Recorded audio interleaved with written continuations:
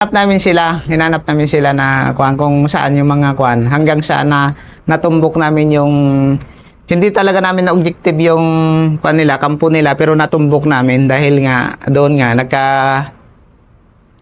nagkagera-gera na kung saan na halos lahat ng area ay may kalaban. Hanggang sa tinamaan yung CO ko, si Lieutenant Paler, na may tama sa ulo at saka may tama sa tiyan. Ako yung nagiging radyoman niya.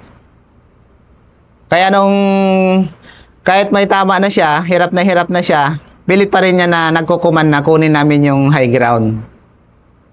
Dahil nga yung mga kasamaan din namin ng mga radyoman, puro may mga tama na. May tama sa ulo, may tama sa likod. Tapos yung mga 60 gunner namin,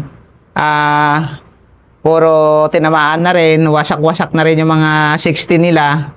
Kaya nasira-sira na yung mga baril namin noon. Hanggang sa binuhat ko na lang yung CO ko na may tama sa ulo at saka may tama sa tiyan, na yun din ang kinamatay niya sa sobrang hirap niya. Anong naramdaman ko? Parang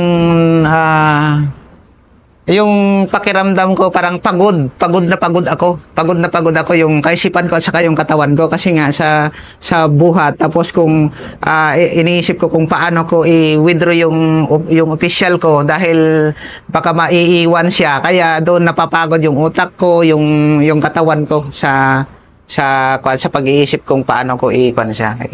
Hindi naman ako na yung time na yon, wala yung awa sa akin noon. Parang nagiging normal na lang siya na binubuhat ko yung mga sugatan. Nagiging normal na yon sa akin.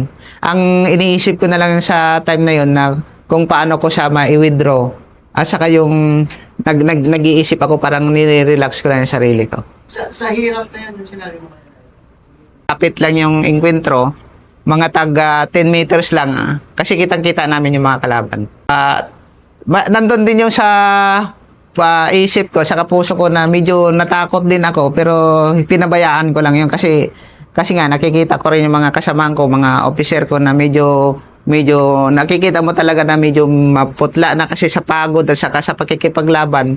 Pero ang nasa isip ko kasi, ang Panginoon lang ang gumagabay sa akin, kaya hindi rin ako natakot na kung mamatay man ako, at tinatanggap ko kung sakaling mamatay ako sa oras na yon.